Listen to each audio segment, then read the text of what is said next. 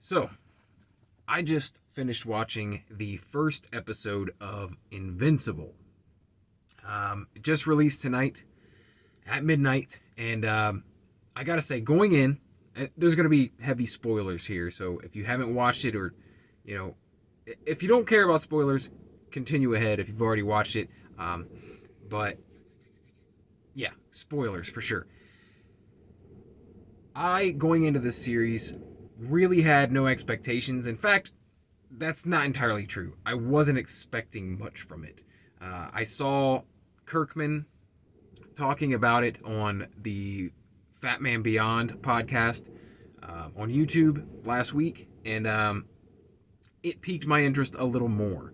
But initially, when I just saw the stills of the animation and kind of heard what it was about, I wasn't that interested, I'll be honest. And it wasn't until hearing Kirkman talk about it that made me go, I'll at least give this a try, because I heard that the animation team that does the DC animated films was behind it, and I was like, okay, well, at least there's going to be some awesome action, like the fighting's going to look good. That's something that DC, I feel like, has over Marvel so far, is they just really nail the animation. And well, I think Marvel is a little better at film. I think that DC has animation in the bag. Like, it's DC's world when it comes to animation. But I heard that team was behind the animation for this series. Now, if you don't know what Invincible is, it was a comic book series written by Robert Kirkman from, Walking Dead and fame and such. And so that's why he was on there talking about it, kind of promoting his new series that's coming out. And yeah, so going in, I wasn't expecting a whole lot. It didn't really look like something that I would probably stick with. And Amazon released the first 3 episodes. This is kind of like their thing. They released 3 episodes and then 1 episode a week after that.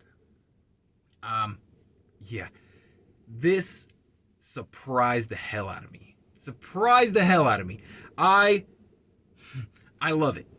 I think it's one of the coolest things I've seen in a long time, especially animation-wise. Like, I was not expecting that ending. Oh my god. And I'll just say that it wasn't awesome right off the bat. From the beginning, it honestly kind of felt like that old, Avengers Assemble, or Avengers Earth's Mightiest Heroes. That's what it felt like at first. And I'm like, okay. While that was okay, when I was watching it with my kids back in the day, it's probably not something I would watch by myself on a regular. But this kind of felt like that. And I remember they were talking on the podcast I was listening to that there was some great fighting, and that there was some, that it was pretty adult. And I wasn't feeling that too much in the beginning. They really eased you into the adult material, the violence and the blood and such.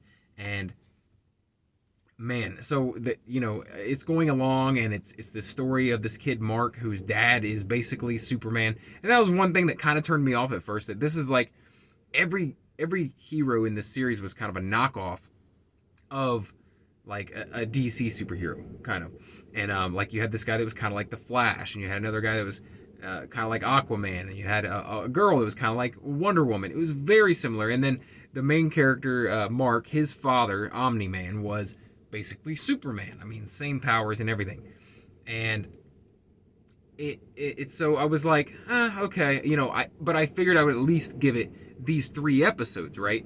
If not, at least the first one. I'll at least finish this first one before I give up on it. And thank God that I finished this first episode, because once I did, I was all in. You got me, Kirkman. I'm all in on this series. So that ending, where basically, Superman killed the Justice League, and in gory, glorious fashion. I mean, it was rough, man. Like, he smashed the guy who's like the Flash. Can't remember what he's called at this point. The Blur or something? I don't know, the Red Blur. I don't remember what he's called. But yeah, so obviously I didn't know anything about this. I had never read the comic book series, so I did not know to expect this insanity. But he just beats them all to death. And we don't know why. We don't know what's going on. It was a serious cliffhanger. Like, we don't know. He was kind of acting different throughout the episode, and other people were noticing. Like, his wife was noticing. Like, just getting a little mean, little violent in his speech towards others. A little demanding and such. But we really saw it released at the end of the episode when something's going on. Something's taking over his mind or changing him or something. But yeah, he just obliterates this Guardians of the Globe, which is, like I said, like a faux Justice League. But yeah, just picture Superman murdering the entire Justice League. That's what happened at the end of this episode. And before this happened, there was not much blood or gore or anything. But in this final scene, oh my God, he crushes the head of the faux Flash, right? Just squeezes it until it explodes, blood everywhere. This is not for kids. I'm not gonna be letting my kids watch it. And you know what? I wouldn't have thought that up until the very end, like all the way up until the end. I'm like, oh, I could probably watch this with Cameron.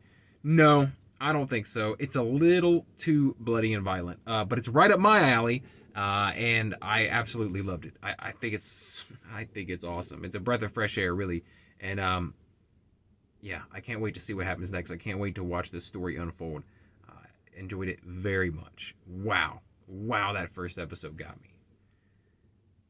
Kudos, Kirkman. You were the man. Once again. I don't know why I didn't expect it. Like Kirkman, it's like The Walking Dead. It's like the goriest, bloodiest thing there is. And I know he's working on some other cool stuff too. And I heard that they are working on a live action version of this. I don't know if it's a film or a series. I'm sure it's a film. But yeah, they're working on a live action version of Invincible. Holy shit. I'm all in. All in. All right. If you enjoy videos like this where I just talk about shit I love, that's basically what I do every day. I try to do it every day. I'm not perfect, but I try. I pick a random topic. It's usually entertainment or pop culture related, and I talk about it. And if that's something that interests you, if that's something you can vibe with, then please subscribe for more. Get something new and interesting in your feed every day. And if you decide to stick around, or if you decide to subscribe to the channel, or you can go over and favorite or follow the podcast, which is just an audio version of this. Subscribe to Daily BS. And if you decide to do that, then I'll talk to you again tomorrow.